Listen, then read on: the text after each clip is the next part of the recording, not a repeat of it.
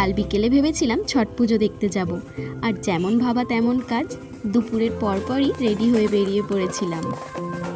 অনেক জায়গাতেই তো এই পুজোটা হয়, কিন্তু আমরা কাল গেছিলাম ব্যারেজে। এর আগে আমি ছট পুজোতে কোনোদিনই ব্যারেজ যাইনি, কালই প্রথম গেছিলাম। বাড়ি থেকে বেরিয়ে দেখছি রাস্তায় প্রচুর লোক, আর তারা প্রত্যেকেই যাচ্ছে ঘাটের উদ্দেশ্যে। আর তাদের প্রত্যেকের কাছে তাদের বড় বড় ঝুড়িতে ঢাকা রয়েছে তাদের পুজোর সামগ্রী। এই সমস্ত কিছু দেখতে দেখতে চলে এলাম আমরা দুর্গাপুর ব্যারেজে। এখানে এসে তো দেখি পুরো মেলা বসে গেছে। এখানে বাচ্চাদের জন্য ছোট ছোট রাইড থেকে শুরু করে ফুচকার দোকান, চায়ের দোকান, সমস্ত কিছুই রয়েছে।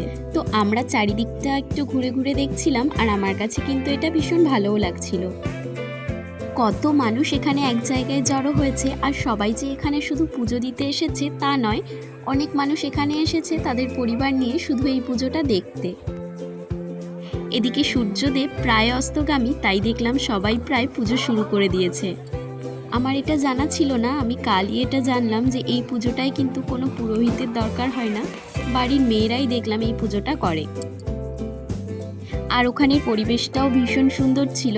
চারিদিকেই সবাই পুজো করছে, যেদিকে চোখ যাচ্ছে সেদিকেই কেউ না কেউ পুজো করছে। আরও কিছুক্ষণ চারিদিকটা ঘুরে বেরিয়ে একটা ভীষণ সুন্দর বিকেল কাটিয়ে তারপর ফিরে এলাম বাড়িতে।